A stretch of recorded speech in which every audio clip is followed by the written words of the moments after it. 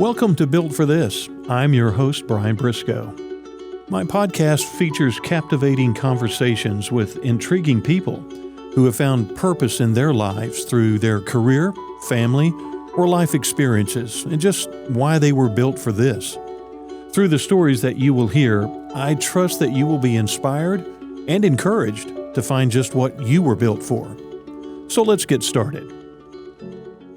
And I'm very happy to be joined on this week's episode by a longtime friend, journalist, author, entrepreneur, a little bit of everything, Marjorie Herrera Lewis. Marjorie, thanks for being on the podcast with me. Well, thank you for asking me. I'm excited to be here. You know, we go back to the days when I was in broadcasting at KRLD. You were in the newspaper business. That's right, back in the 80s. Back in the 80s, yes. So there you know how far we go back age-wise.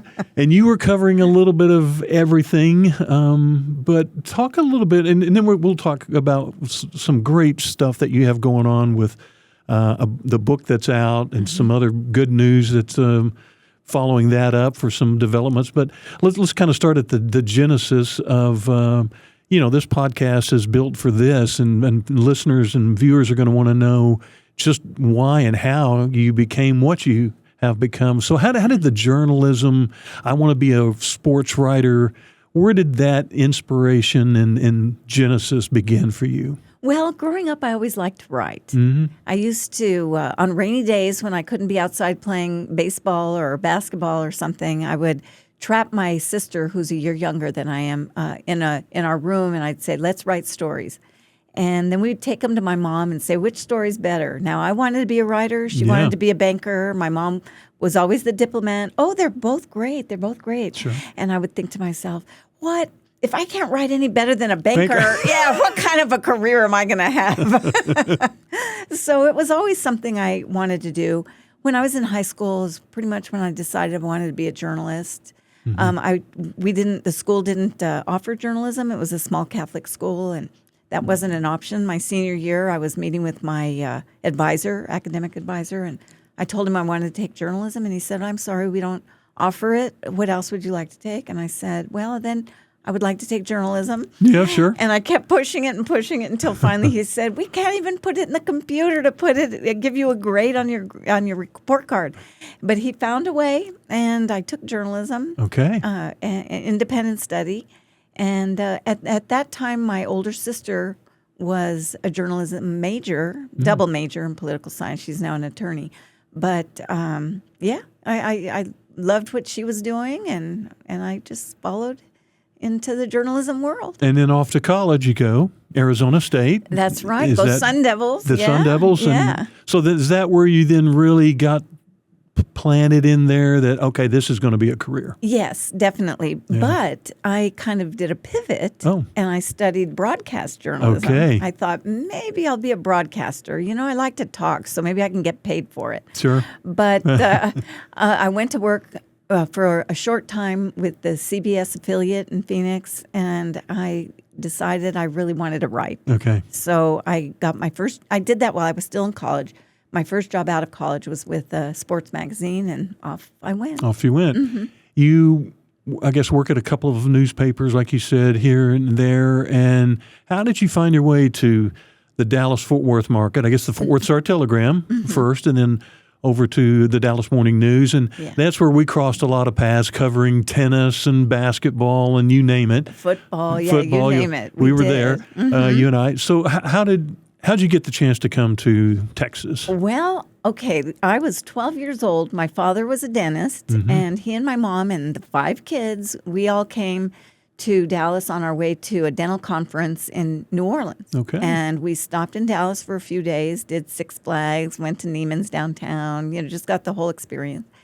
And by the end of the trip, I told my parents, when I grow up, I'm moving to Dallas. Oh, wow. And they're like, okay. How'd they respond to that? Yeah, they're like, okay, she's 12. Yeah, well, they didn't really give it much happen. thought. Yeah. So I go off to Arizona State, graduate, stay there working for that magazine for a year, and then I decide it's time to move. So I called my mom, and I said, okay, well, it's time for me to move. And she says, are you coming back home? Santa Fe, New Mexico. And I said, no, Mom, remember when I was 12, I told you I was moving to Dallas. Fulfilling that promise. Yeah. And she says, there's this pause, and then she says, But you were 12. Well, turns out my dad had a dental conference in Dallas coming up maybe a couple weeks after I told my mom that. And she said, well, why don't you fly out, meet your dad and me out in Dallas? You could take a look at it. I had a former college roommate, lived in Oklahoma City at the time. I called her. She drove down. We hung out in Dallas for a weekend, and I'm like, I am never leaving. Mm-hmm. Yeah. So that was it. So I started at the Kilgore News-Herald for that's right. 1 year, sports editor there. And then from there, after a year, I went to the Star-Telegram and then the Dallas Morning News. And here you are. Yeah. Well, one thing that I guess I left out in my introduction of you is, I think, applicable in so many things that you do or have become involved in, and that is Trailblazer.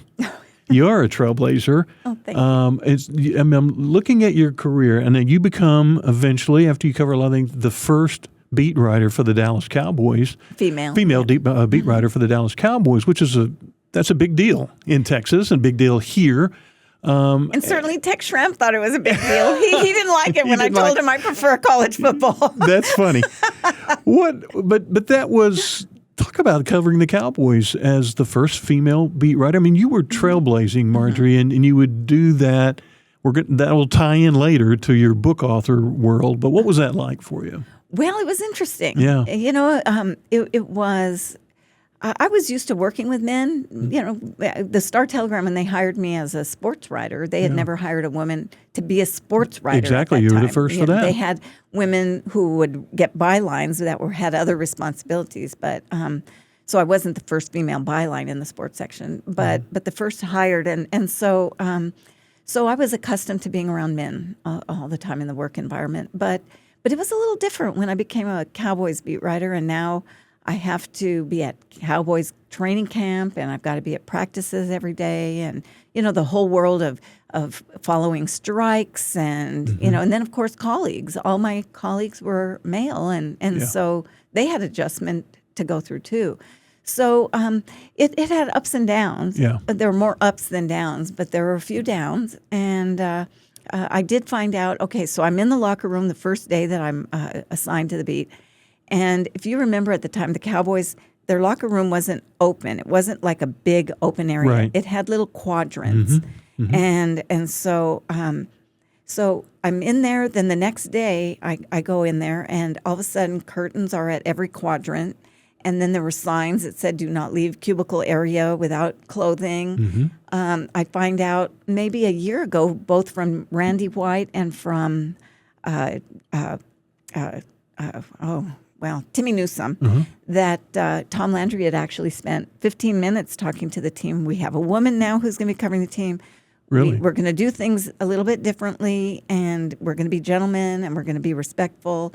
And so in that regard, it was fine. There were no embarrassing situations where I know a lot of women did experience in other cities, NFL cities. But for me, it went really well. And you know, those kind of challenges, again, along this Trailblazer line that maybe you might have realized it at the time, but maybe not everyone realized just the impact that you were having on the sports media industry that really kind of continues today. Women finding obstacles and hurdles that they have to go over. Once that was in place, what was the players' reception to you? Oh, the players' reception was great. There was great. It was wonderful. Now, it didn't. When I started covering the team alone for a few months right after the Super Bowl. The Cowboys weren't in it, but you know, right after the season had ended. And so I got to know a lot of the veterans pretty well. And I think it helped too because there were two veterans that were also Sun Devils. So nice. So you've got Danny White, who was the quarterback, and then you have Jim Jeffcoat, defensive end. Well, I established good relationships with them right out of the chute, and I think others saw that. And especially when you have a good working relationship with the quarterback of the team, that makes a big difference. So I would be foolish not to think that the Arizona State connection didn't play a part in that. Of course. So that worked to my benefit. So then I get to training camp my first week, and the veterans typically aren't there yet. You know how that worked at that time. They would be the rookies and the free agents. There was a free agent rookie there trying to make the team. my first day, I'm walking from practice after seeing him play, and he walks up to me and he says, "You don't belong here." And I looked at him and I just said, "Well, I just watched you practice, and so I'm going to be here a lot longer than you are." I realized you had to stand your ground or they're going to try to walk over you. Very well done. Well, he ended up getting cut. I never really did see him again. Sure. So it came to fruition. But that's not the way the veterans were. So when they arrived, it was all, if I needed, I remember sitting under a tree after lunch interviewing Herschel Walker. I mean, they were very accommodating. They treated me like they treated the guys when they were, maybe had a media moratorium or something. They wouldn't talk to me either. It was just the same. Everything was the same. And so, I felt like I earned their respect. There was one time John Dutton, he didn't want to talk to the media. He wasn't. I needed to talk to him. And I asked him, can I just talk to you for a little bit? He says, "Marjorie, I'm not speaking to the media." I said, I know, but can I ask you just 4 questions? Just 4 questions. Finally, he relented. And then when we were done with the 4th, he was waiting for the next question. Okay. And I said, "But that was 4. I know I have more I'd like to ask you, but our agreement was 4. And when he realized that I was sticking to the agreement, even though he was willing to continue, he never had a moratorium on my interviews after that. You had a lot of respect for you honoring what you'd said you would do. Yeah, I think that made a difference. Yeah. And I could have continued because he had forgotten at that point that we were already at 4. Yeah. So things like that, just little things make a big difference. Totally. Your journalism career, sports writing career, is kind of the platform or launching for what would later on become a book author. We haven't mentioned that. That's When the Men Were Gone, 2018 release, and so it's been out a few years. We're going to talk about that in general. So I want everybody to know, though, that Marjorie is a best-selling novel on that book. A great story, which follows, I think, along the same trailblazing line with the lead character in the book, Tylene Wilson. We'll talk about that just a little bit. But, another part of your career is you're a teacher or a professor, and you've teaching media ethics and a couple of different platforms and avenues for that to happen. What was that just something always in your blood too? That Yes. if I want to teach, I want to get up there and instruct others. Yes, that was something at the same time when I was in high school, decided to be a journalist. Yeah. I also decided at some point, I would also be a university professor. And so it wasn't something that just sort of happened. It was something I did intentionally. Okay. And so I started teaching part-time. It led to a full-time job at Dallas College Richland campus, and I was the head of the journalism department there. It was really the campus, the college president. They were very supportive of the journalism program. When I got there, they had a newspaper that came out every other week, and we were in a tiny, tiny little underground little area.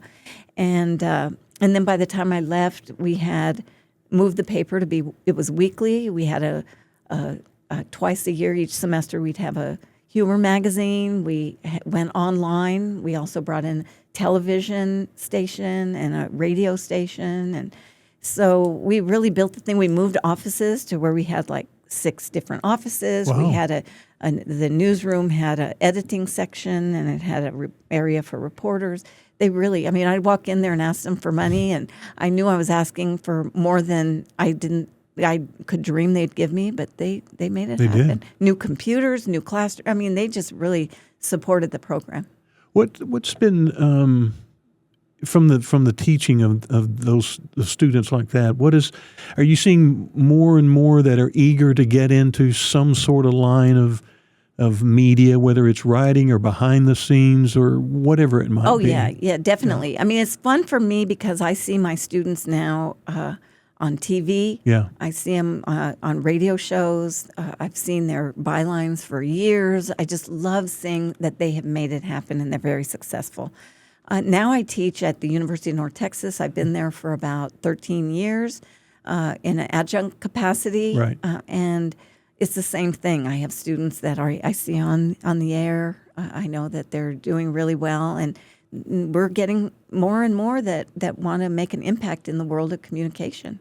What are you seeing as maybe the biggest difference in not necessarily how you teach the students, but maybe what they're wanting to know about? Or have you seen a change in students that are interested in this line of career? How has that changed over a decade of teaching this kind of thing? It's funny because we live in a world of instantaneous. Everything is instant. So I think that in the past, students knew that they had steps to take to get to a certain point. I think now they want to just jump in and be at that point. There's not a process. They just want to get there.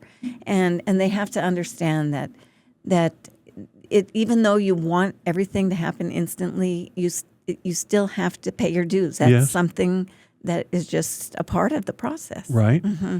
And I'm sure you talk to them about, you paying your dues, going through working at Kilgore and a bunch of different things. Sun Devil News. The Sun Devil News. Putting in long hours and that kind of thing. What's the word of inspiration that you tell them other than, you just got to do the hard work? Yeah, to never give up. Yeah. I don't want them to ever give up, because if I see these students that are really hungry, and I don't want them to lose that, because sometimes it's hard. Yeah. And when you want something to happen instantly and it doesn't happen instantly, you can't think it's never going to happen. You have to just keep plugging away.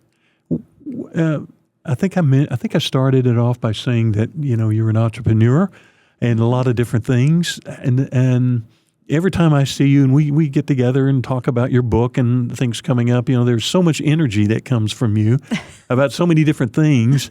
Talk a little bit about things like being the commissioner of the Global Flag Football League, and you're on a podcast of your own. And so, what keeps you motivated? I know you're one that always needs or seems to want something new. Something to do. I do. It stems from when I was a kid. You know how everybody asks you, what do you want to be when you grow up? Sure. Well, I got asked that all the time. What do you want to be when you grow up? And I would tell everybody, I don't know, because I like a lot of things a little, but not one thing a lot. Yeah. And then I grew up and I found out I like a lot of things a lot. A lot, yeah. And so you only get one go at things, and I want to do them all. I just like them all. And so it's funny that I kind of knew that as a little girl, even though I didn't know which was going to be the one thing, because I liked them all, as I said, a little. And then I turned out that I like them all a lot. Yeah. So I like to feel comfortable when I move to another, when I pivot. Like when I left Richland, I felt like I had built the program where it was now on solid ground, and now somebody else can come in and take over and don't have to worry about building it. I felt like I left it in good shape. Yeah. And the same with when I covered the Cowboys, I felt like I had done it. I did it for 4 years. I didn't really feel a need to do it for 50 years. Yeah. I did it. I enjoyed it. I did the best I could. And now I want to do something else that I enjoy. Yeah. And so that's sort of how I looked at it. So when the football, the Global Flag Football League, it's the first international professional flag football league. We're in the middle of getting it launched. And my name came up. Someone who knew me contacted the founder of the league, mentioned my name. We got on the phone. We did an interview. We, and I call everything the phone. It could be emails, it could be sure. Computer on the what is that when you do those things on the computer? The FaceTime or something like that. All that kind of stuff. Yeah, sure. But and then next thing you know, they talked to a number of former NFL players that knew me, got a sense of who I was, and so I ended up as commissioner of the league, and I'm really, really excited about the potential. I mean, it's flag football, and I played flag football in high school. We didn't, like I said, I went to a small Catholic school in Santa Fe, New Mexico, St. Michael's. And the girls just got together, told the administration we wanted a flag football team. They said, okay. And then all of a sudden, we find out we have nobody to play because there's no other flag football team in the States. Yeah. So we go to the local public school, and they got to form a team. So for like 2 or 3 years in high school, we played the same team. That's the only team we ever played.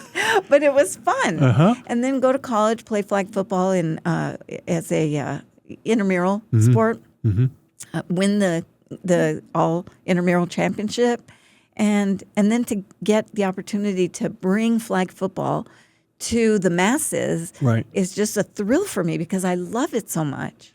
Now, isn't flag football getting going to the Olympics? It is. 28 Olympics will be the debut of flag football. And so that's what our league is.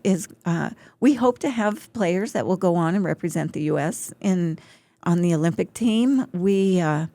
Our teams will be playing the same rules as the Olympics.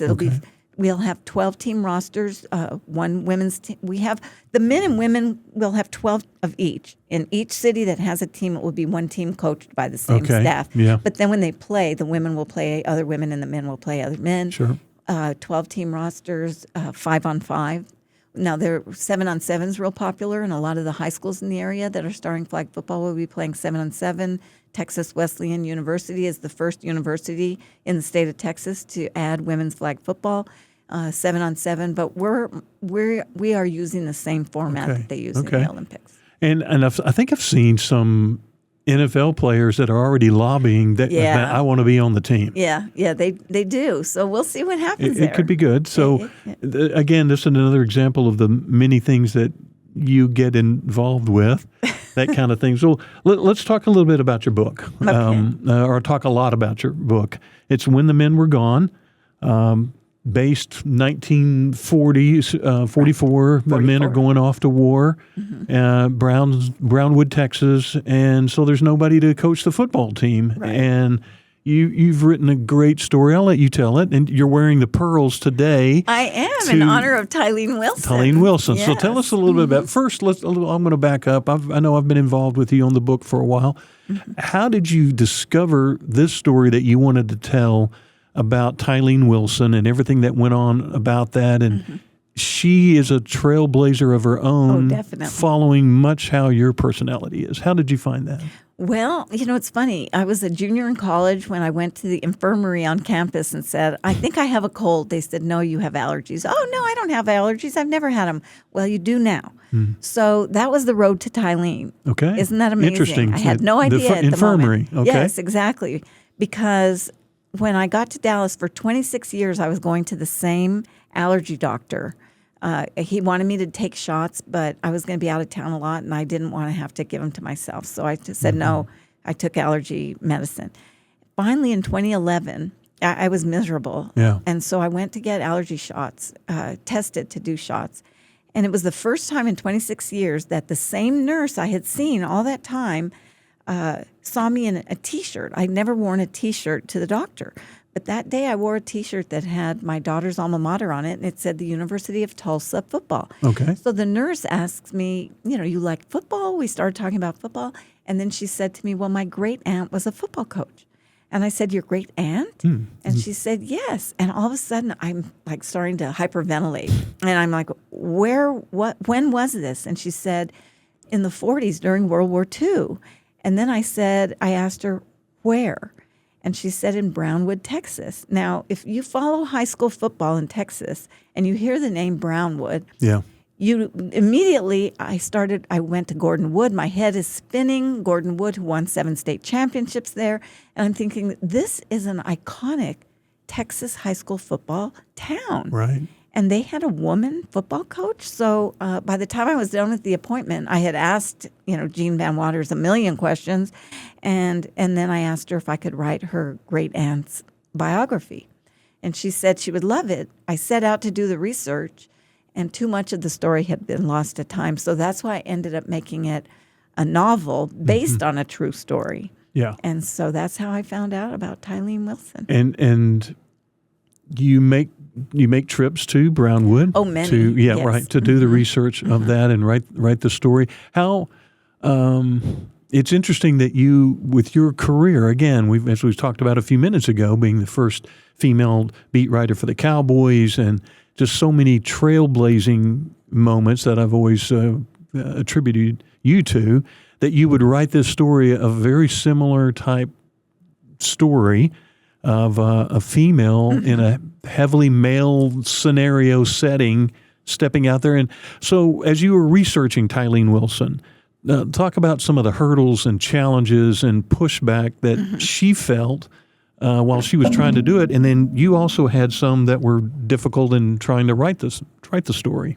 Well, the thing that was difficult for me is that a lot of it had been lost to time. Right. And so at one point I asked the principal of Brownwood High School what her records were, and he told me that had gone up in flames in a 1960s records fire.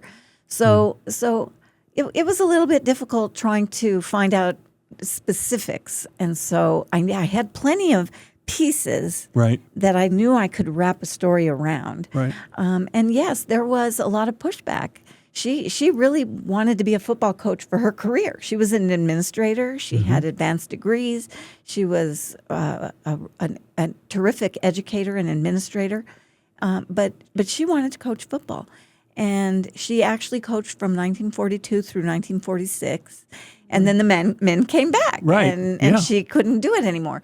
But it was a little different because, as we all know, that women stepped up to do a lot of the work that men were traditionally doing when they were off to war. We have the Rosies, the Riveters, and all. But the difference for Tylene is when you think about the Rosies, they were in factories. You don't see them representing your town. Now, if you think about it, a small town, and even in a large town, the largest gathering place is going to be the football field. And now you have a woman walking the sidelines. She's more of the face of the city than the mayor. And so she got the pushback because she was visible. Yes. And it was a little bit different. And so she had to overcome some obstacles. And she had her reasons for wanting to do this. It wasn't just, I want to be a football coach. But if you remember in those times, we certainly weren't living at the time, but we know from our studies that in the 40s, if men wanted to go off to war and they weren't 18, it was common to lie about your age or to get your parents to sign off on it. They didn't have, give me all these identifications to confirm that you're 18 or anything like that. And so she wanted to get the kids to finish high school, finish their childhood before they go off to do what men do, and that would be to serve their country. And you talked about the pushback and really the years that we're looking at, 40s. Obviously, that is something, and being the face of the town, that's where everybody sees you. That's right. And so for her walking the sidelines in heels and pearls, I can just visualize that. And you portrayed it so well in the book about how just it seemed like the crowds might be just, aghast at what they're seeing down there. And then she had to win the players over, too, eventually. She did. And you know what? She won the players over the same way that any woman in a male-dominated field would win over their colleagues or the people they're working with. She was prepared. She knew what she was doing, and she knew how to do it well. And so once the players, I talked to one granddaughter of one of the players who told me that he was embarrassed to play for a woman, and then he started playing for her, and he didn't want to play for anybody else. They terrific. They really admired her, and then not only that, but she was an administrator years later, and when the head coach wouldn't be available for practice, she would run the practice, and the guys would say, "Oh my gosh, she worked us harder than our coach did." So they were like, "Oh my God, we know if Miss Tylene is going to be coaching us this afternoon, we're going to be working very hard." So she knew what she was doing. There were a couple things that resonated with me in her own life story, is that football became a father-daughter thing for her. She and her father when she was very young, and my father, he played all three sports in high school: baseball, basketball, football, those traditional sports in the 40s, and was on a state championship team for football, and then went off to college and was a pitcher for his college team. And he taught me all about the sports. And my mother was also into sports. She's the one that taught me how to throw a football. My dad taught me how to throw a baseball and how to catch a curveball and things like that. But it was a wonderful father-daughter. I could relate to it. Yeah, and obviously that's portrayed in the book as well. I mean, Tylene got a lot, as you mentioned. She was very well prepared and learned that from her own father. Yes. But when you were writing the book, and I know some of the stuff that you shared with me about that, but talk a little bit about how you would get into the Tylene persona when it was time to sit down to your laptop and start writing, and you would physically get into it by having a physical look and some things around you. Talk about that. Well, I'm a night owl by nature, and I wrote the book in first person So now I'm going to tell the readers, what would Tylene tell us? Not what do I tell the readers what Tylene would tell us. It's what Tylene would tell us. So I would write in the middle of the night. I would sit at my kitchen table. The lights would be off in the whole house except for the kitchen. I would have my computer right in front of me. I would have a picture of the real Tylene and her husband, John, to the left of me. To the right of me, I would have a ASU Sun Devils mug full of coffee. And I would put on a Brownwood leather jacket. Yes.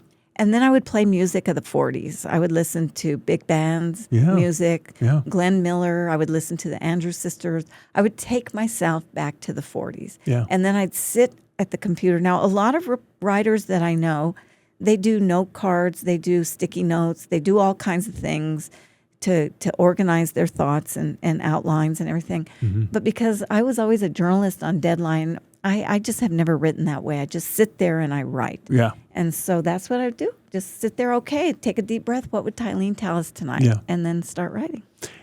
And because so much of maybe the historical data and artifacts and everything was lost over time, how did you come to, or how difficult, I guess, was it to come to the conclusion of, look, I'm going to have to write this as historical fiction novel, I have to write it as a novel? And then how was that writing process over the time once you knew this is how I'm going to have to do it? Well, that was interesting because, when you're a journalist, you have a specific writing style. Yeah. And it's not necessarily the same as a novelist. Mm-hmm. So my whole career has been as a journalist. So now I find out, we can't get the records. That was big. That was pretty much it for me. If I couldn't get the records, how do I write about it? Yeah, because the journalist says, I need the facts so I can write something from exactly. it. Yeah. So I decided, I'm sitting at the kitchen table, that same kitchen table. My husband comes home from work, or maybe it was a weekend, I don't know, but he walks in the house, and I told him, I'm going to go to New Hampshire to learn how to write Tylene's story. Okay. Yeah. And he's like, you're what? Yeah. And, he knows how I am. So it was like, okay, let's go to New Hampshire. So so I enrolled in the Master of Fine Arts program at Southern New Hampshire University and in Manchester.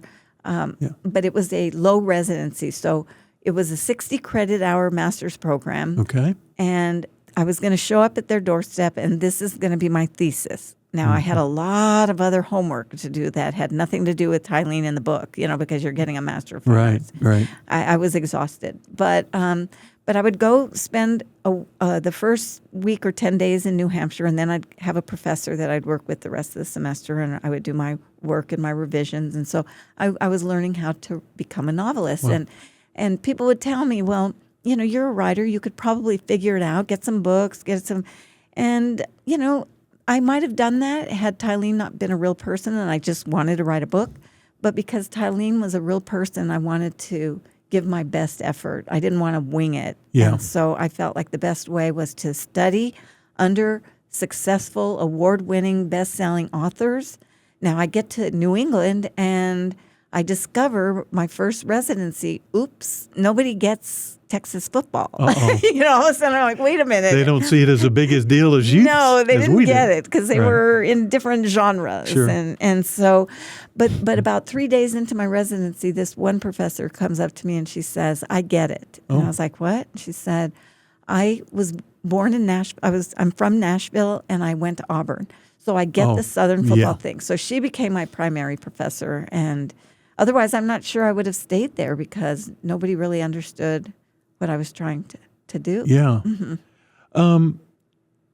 You sit down. How long did it take you to write? How long did it take you to write the book? Well, it took me 2 years in the program. Okay. And so when I was done, I had a little bit left. I had the beginning, middle, and end. But I had about 3 holes that I knew had to be filled. Mm-hmm. And I knew what I was going to do with them. Yeah. But I just was so exhausted that I'm like, let's just let it sit there for a while and then I'll do that. But I ended up getting an agent and a book deal before it was finished. Really? And so when my editor with HarperCollins said, okay, we've got some holes here, and she sends me a long email about where they needed to be filled. Well, it was the same holes that I had already known. To identify yourself. They were exactly the same. And so she said, you have 6 months to get it done. But I already knew what I was going to do. So I gave it to her in about 6 weeks. Really? And that was it. Yeah. You know, we finished. And then they fast-tracked it so it would come out during football season. Right. So it comes out in October 2018. That's right. If I remember. And here you are. You've been promoting it ever since and talking about it. Along this, and there's some other news about that that we're going to talk about here, but along these, gosh, what are we now, 6.5, almost 7 years since the book's been out, you've done a lot of things like this and made appearances and talked to a lot of groups and things.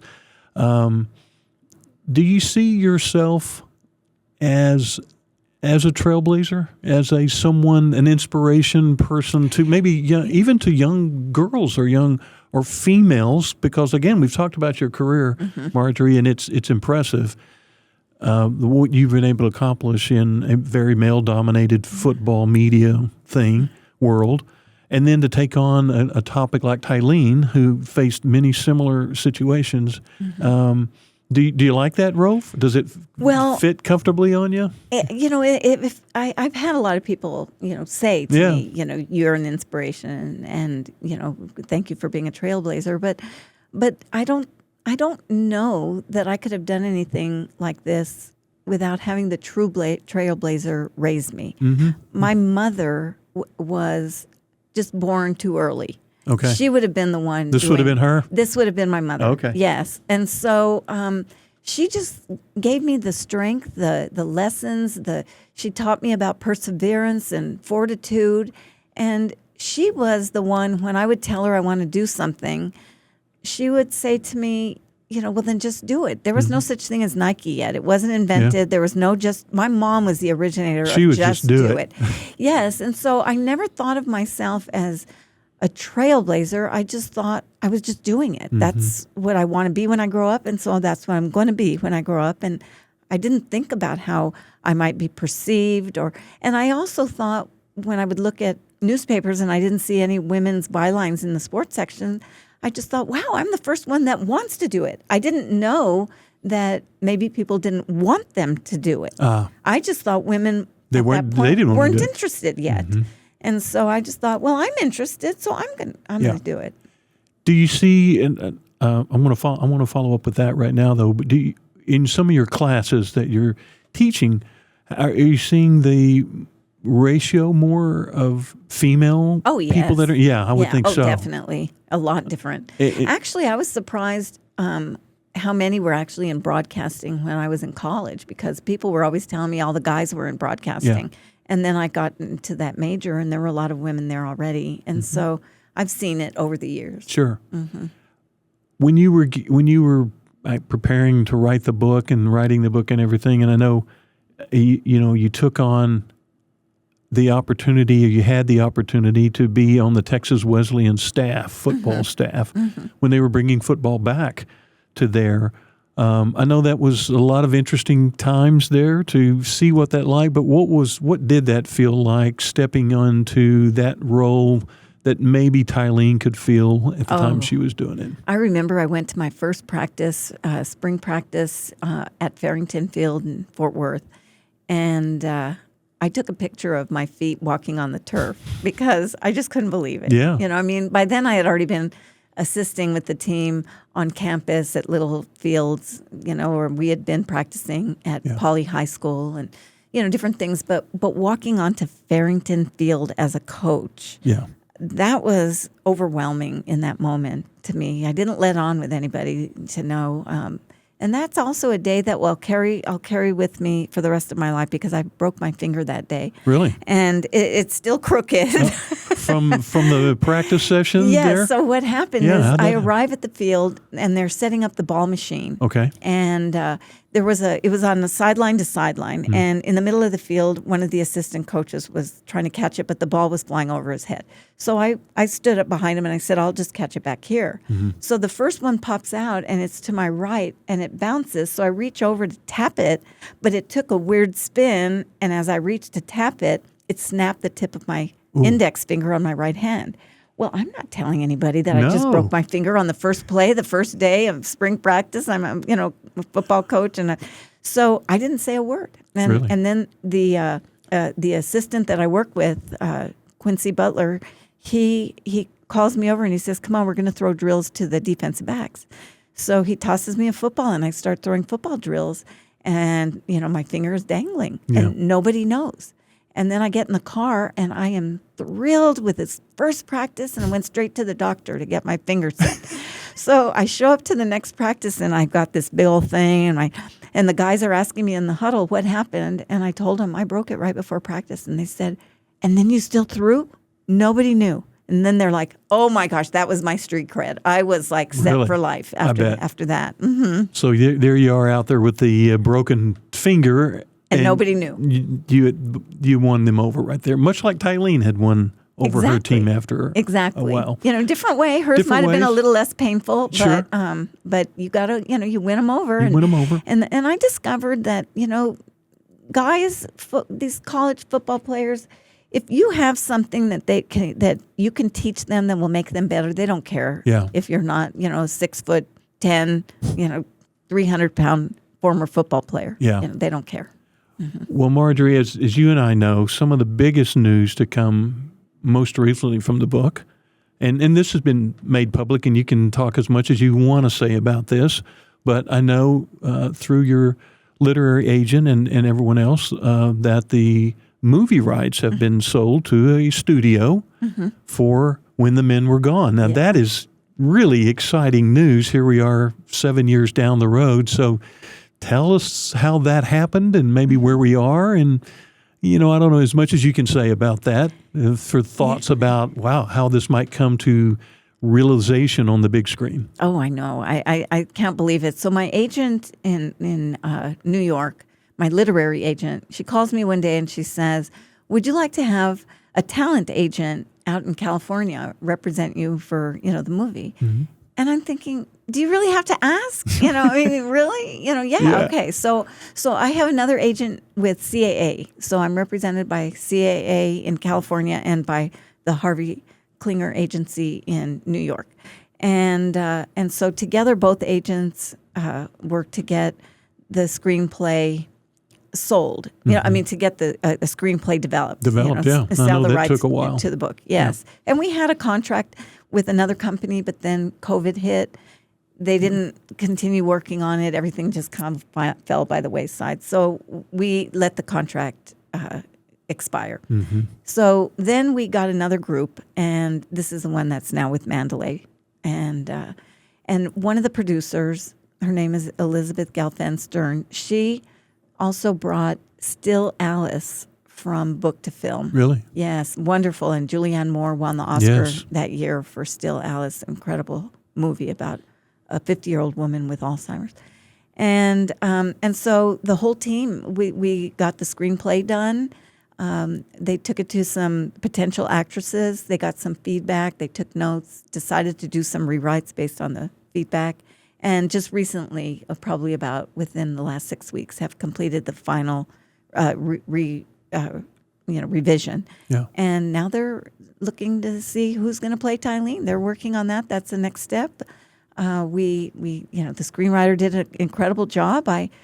They've kept me informed all the way. I do Zoom meetings with them, and after I've reviewed it, we go over my notes, and they've been really open to my thoughts on it, because I didn't want to give the rights to anybody who would change Tylene's character. I'm very protective of who she really was. Yeah, I know you are. And I know we can't name names about who they have shopped around for the roles, but I'll just tell, safe to say, you would recognize the names. Everybody would recognize the name. It's a nice A-list of people. It really is. And it's got to be, I guess, encouraging and warming to you to know that Tylene and the story that you become so closely tied to is being received like that with the people that they are sharing this with, who might play the female lead role in it. I mean, that's got to be thrilling for you. Oh, it's a thrill for me. It's a thrill for Jean Van Waters and her family, everybody that was connected to Tylene. And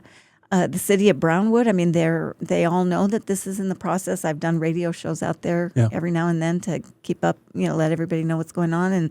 And I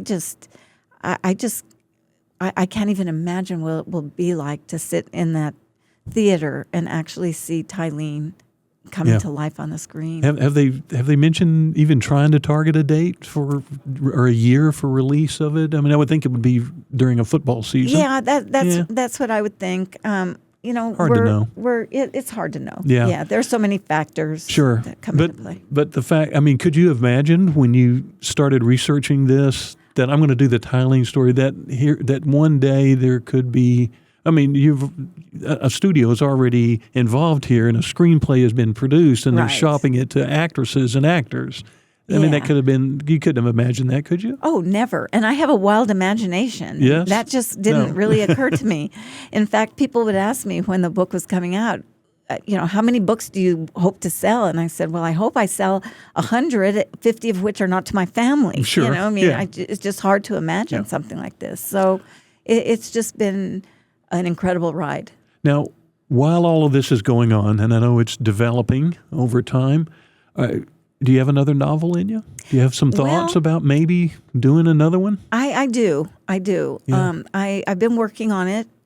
Good. Lately, I got to about the halfway point, and then I got involved in a lot of other things. Yes, we mentioned a lot of them. I went back to school, and again after that, other masters, and so it's been sitting there for a while. But I want to get back to it.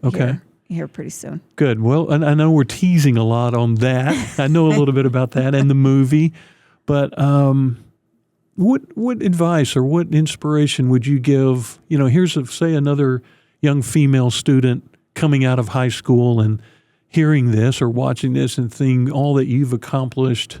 It could be anyone, but certainly as a female, either wanting to go into sports journalism or write a book or be as energetic as you are in so many things. And you speak a lot, I know. So what kind of advice do you give to young people coming out? Well, I want them to really do what they want to do, to really follow up with what they want to do. Yeah.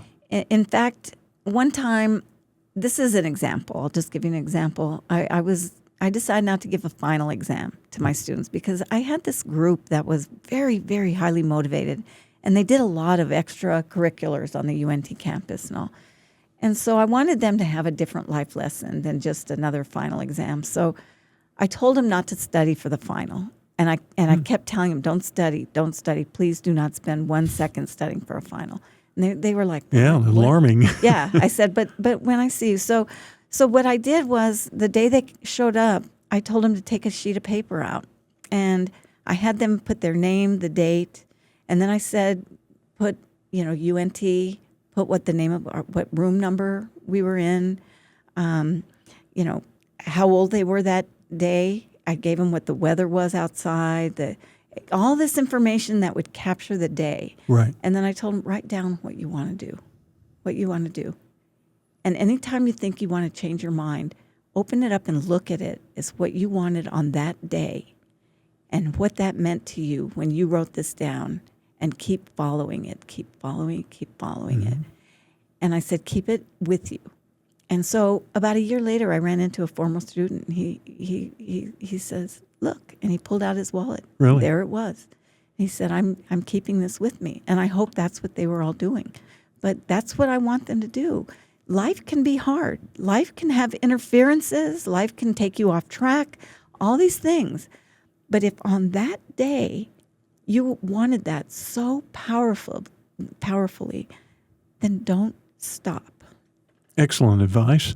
So do you apply that to you yourself even now, whether you may have another novel in you or not, but when you get up every day, you think, what do I want to do? What do I want to be? And you may have a lot of motivation and inspiration still yet for a lot of things you want to do. I do. Absolutely. I have a lot of motivation. I just started. I'm right now in my first semester teaching at the law school at Arizona State University. Right. I forgot to mention that. Yeah. I got a Master of Legal Studies last year, and they hired me to be a faculty associate.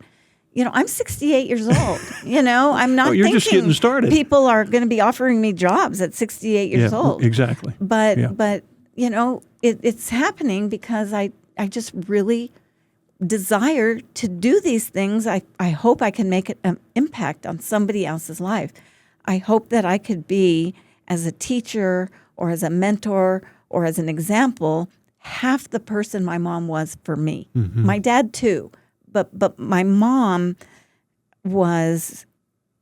She and I connected in a way that I think she would have liked to have done a lot of things that I've done. I mean, my dad was a dentist. Yeah. I don't think he wanted to be commissioner of the football league. Right. But I think my mom would have jumped at it. In fact, at one point I asked her, Mom, if you hadn't gotten married and had 5 kids and, all this, she was married in the 50s. Mm-hmm. I said, what would you have done? And she said, I would have gone to Hollywood. And I said, you wanted to be an actress? And she goes, oh, no, I didn't want to be an actress. I wanted to be a stunt woman. Now, that's who raised me. Oh, okay? wow. Mm-hmm. Yeah. Mm-hmm. Okay. Yes. That's good. So, take chances. Do different things. Yes, and, do different things. And now I wake up every morning wanting to get a 200 in bowling. I recently got into bowling. I teased a friend of mine because she had 6 bowling balls. I'm like, what the heck is that? And now I'm like, oh, my gosh, I just want to bowl. I like that. And, well, that's a good aspiration to have. A 187. Oh, okay. You're right on the doorstep of it. But then the next game would be like a 75. Oh, well, equals out. Finally, how did Tylene Wilson change you? What impact did she change you during that process? Gosh, everything. I just felt like, wow, I had some pushback in the 80s as a sports writer, what she must have gone through in the 40s as a coach, what perseverance that she had. I just felt like she did so much that I can't get lazy. Mm-hmm. I can't let anything when it gets tough get in my way, because look what she did. She was just such an example, and she had a wonderful husband who was also very supportive, and so do I. He he walks in the kitchen and I said, I'm going to New Hampshire. I mean, and then I do, I mean, and so he's always been very supportive and he believes in me. And that's what I saw in John and Tylene. And whether it's a spouse, a best friend, a neighbor, a parent, somebody, but when you have somebody who really believes in you, it just constantly reminds you that you should believe in yourself, It just matters. Well, Marjorie, it's always a treat to visit with you. I'd love to hear what's coming next from you, and I'll be anxious to hear what comes next from you. Thank you. And for the movie and all that going on with the book. So look forward to that, and thanks so much for being on the episode. Well, thank you, Brian. This has been fun. Thanks. Thanks for joining me on this episode of Built for This. Be sure to follow Built for This on your favorite listening platform and share it with a friend. Join me on the next episode when I will share entertaining stories of inspiration, encouragement, and purpose-driven experiences. What are you built for? Built for This is produced and recorded by Heart Media DFW.